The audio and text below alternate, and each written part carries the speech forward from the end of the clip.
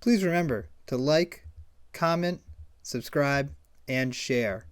In the description of this video, you can find my compiled link. Through there, you can find ways to support the channel, my other social media, and more. I hope you enjoyed this video, and thank you for watching.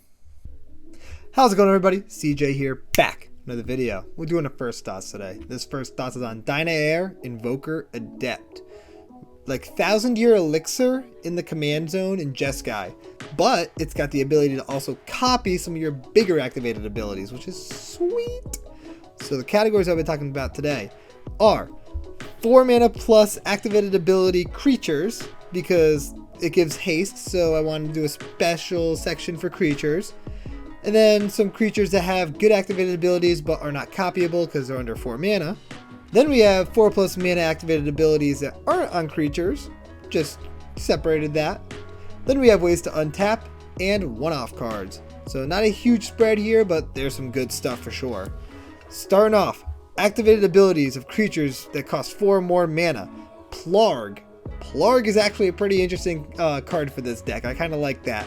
Time Stream Navigator, 6 mana, 2 extra turns. Whew. That's sweet. Amphin Mutineer, you can just exile 6 things? That seems great. There's Azor, who lets you Sphinx's Revelation 2 times. Then you got Fairy Formation, Memnarch, you can just start stealing everything, Nivix Guildmage, and Urza. All of those, really cool, good ideas for copying. Now I'm going to talk about some creatures that have activated abilities, but they're not copyable with Dynaheir because it costs too little mana. These are just good creatures that, when given haste, are a lot better. You have cards like Elena, Arcane Artisan, Arcanist, tap draw 3, turn it enters, that's awesome.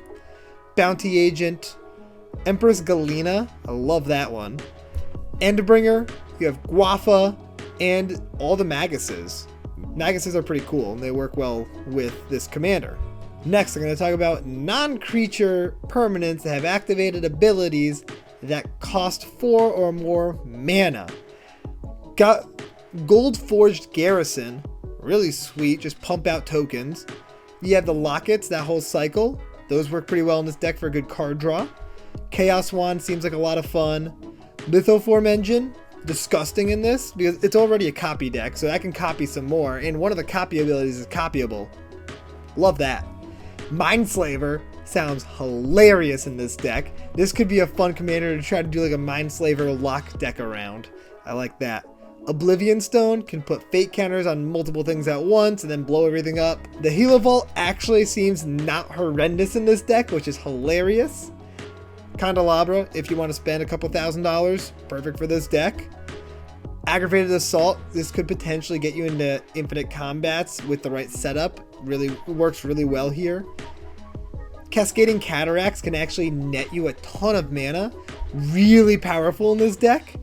Inventor's Fair can tutor out a couple artifacts as opposed to just one. Brittle Effigy, Double Exile, then Quicksilver Amulet. Put 2 creatures from your hand into play. Seems powerful. Now we're going to talk about ways that you can untap Dynaheir so you can activate her more than once in a turn. You have some creatures that do that, like a Pedo Alchemist, Fate Stitcher, and Vizier Tumbling Sands.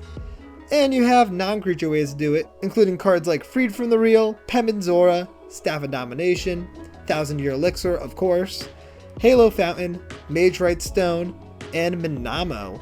One thing that's really interesting about this commander is if you untap and activate multiple times, you can just copy an ability a bunch, and that could be game winning if it's the right ability. Like if you copy Time Stream Navigator's ability a few times, then whoo, just take all the turns.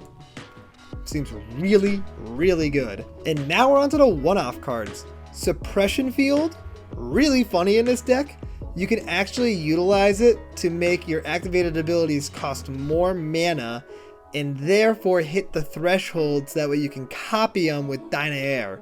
That seems really funny. It's super janky, but seems pretty fun.